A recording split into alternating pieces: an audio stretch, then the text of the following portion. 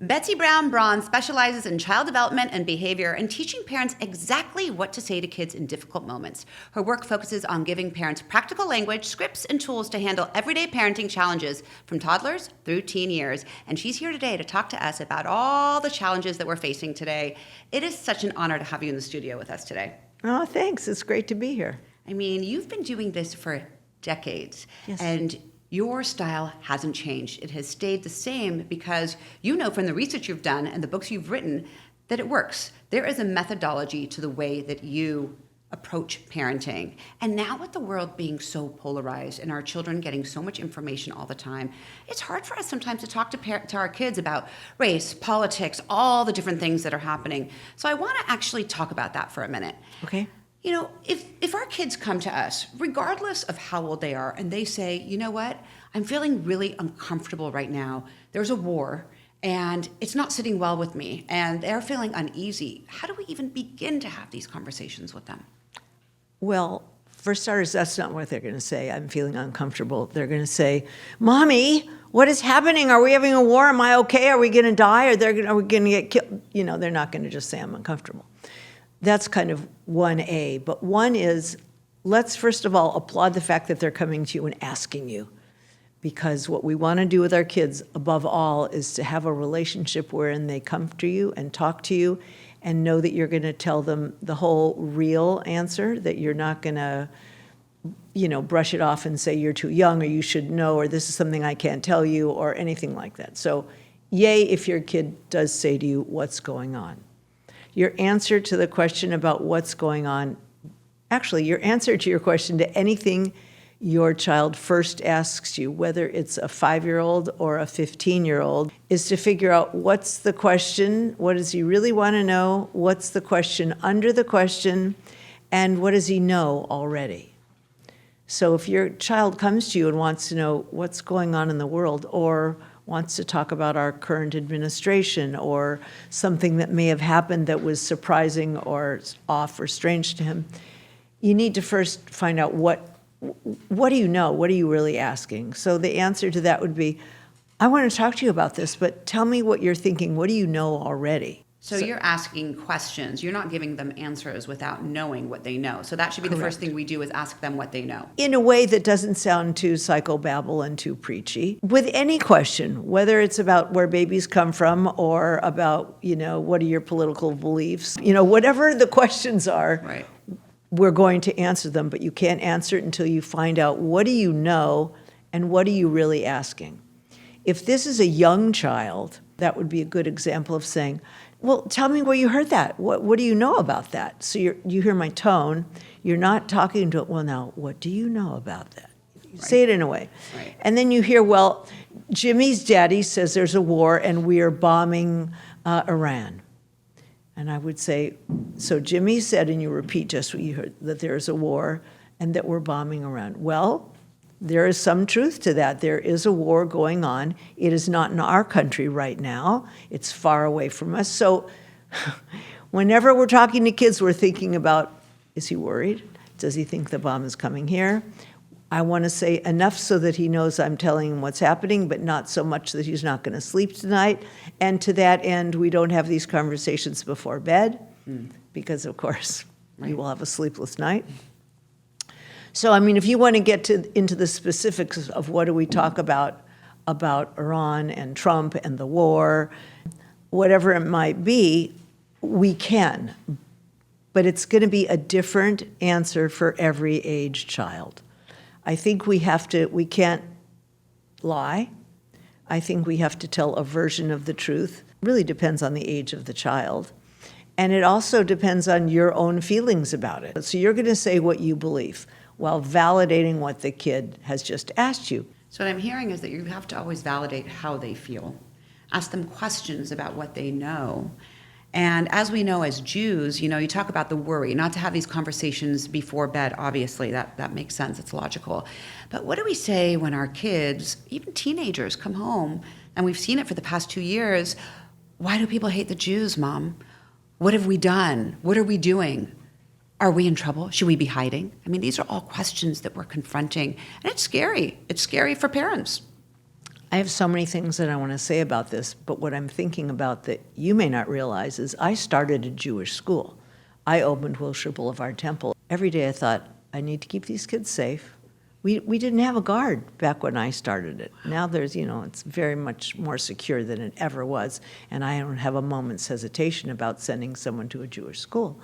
But this is really true for any school because hate exists in all forms of all people, whether you're in a Catholic school or a Zoroastrian school or a black school or whatever. So, with regard to the Jewish question, and I'm going to assume you have people listening to your program who are not Jewish. Of course. It happens that I am. I'm hoping that children understand from a very early age that there is never a case where everybody likes everybody. Don't we wish that were the case, that we could live in peace and respect with kindness? Sadly, it doesn't exist. And as an aside, just last night at a parenting group, I was talking about the most important value we can teach our kids is kindness. Yep. Some people aren't kind. People don't like other people for a variety of reasons. And unfortunately, there are many people who don't like Jewish people. There are people who don't like people who are black. There are people who don't like people who are Latino. Do we think they're right? Absolutely not. Are people the same underneath? 100%. But they've developed ideas that we don't agree with. And there are some people who don't like Jewish people. Why don't they like Jewish people? I don't know. Why do you think someone would not like a Jewish person? We're certainly not going to propagate the terrible things that people say about Jews to our kids. We don't want to light that flame. But we want to help them to understand that people find crazy reasons that seem crazy to us to not like people. It's a great answer. That's why you're here, because it just takes the temperature down so much, because the truth is there is so much hate. A lot of questions I've been getting around all of this as well is a lot of my viewers have sent their children to Jewish school.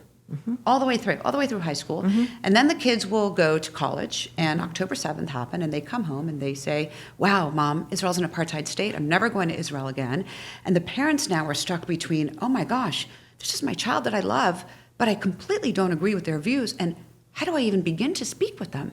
What do you say to that? So as a child development specialist, I'm going to answer you in a way you were not expecting. College-age kids begin to see what is fair and good. The values are very distinct and kind of, I don't want to say self-centered, but I don't mean that, but it's so common to see college kids get on a bandwagon and fight for something. It's beautiful. I know many people who were liberal Jewish Democrats growing up, and then they went through college and graduated and got a job, and now they've shifted a little bit. They're not liberals. They're a little more conservative in their attitudes about the economy and things such as that. So when you say people whose kids went to college and came home, I would say probably. Part of growing up is to disagree with your parents. Part of growing up is learning to have your own opinion and fight for the people and all of those kinds of things I don't have to name. In the same way we talked at the beginning, you are there to listen. You're not there to correct. You're a container for your child's feelings and opinions. And the surest way to ruin your relationship with your child is to put him down. It's to say, well, I don't believe that, and how could you believe that? And that is not what we believe in our family. That's where you say, wow, it seems like we really have a different opinion about these. This is so interesting. Let's talk about it. You don't want to close the door on conversation, on relationships. I know people who won't have Thanksgiving dinner with a particular relative because he or she doesn't want the conversation about whatever to come up. I think that only promotes the kind of world we're living in right now. It's great advice. I think it's so difficult sometimes because we raise our kids with a value system that we hope that they will adopt. Like you say, kindness, right?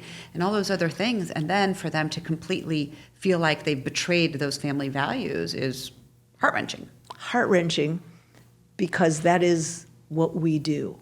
We pass on our values, as well as the peers, as well as teachers, kids absorb their values from everywhere, mainly from their parents, and then finally by living in the world and seeing what works for them.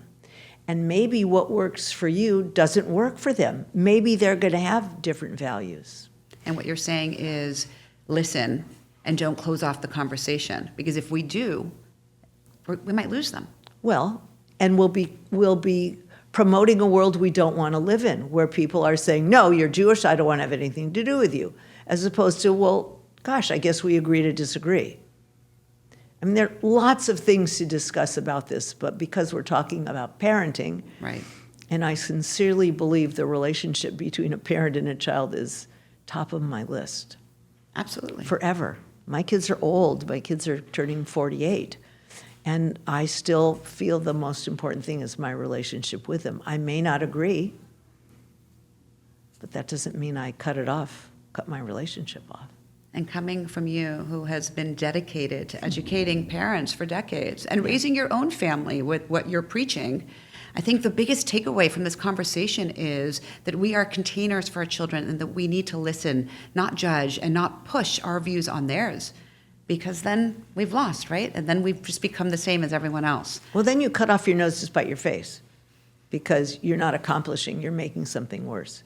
And you know, every bit of advice I give to parents about one particular topic is applicable to all of it. Right. Because the concept of your job is to be a container for your child's feelings. So a child comes to you and, you know, moaning, groaning, bitching, complaining, whatever, saying this, saying that. Yeah, I hear you, because sometimes they just need to get it out. And we don't always have to give them solutions. No.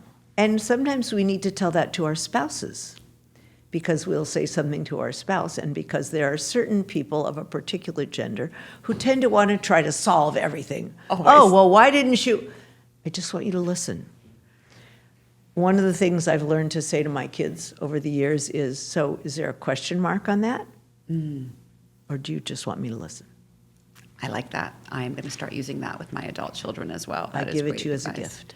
Thank you. Thank you for sharing your knowledge. We are going to have you back. There's a lot to unpack with you. So tune in, everybody, because we are going to have the fabulous Betsy Brown Braun back next time to talk a little deeper about the nitty-gritty tools we can use in the way that we actually talk to our children when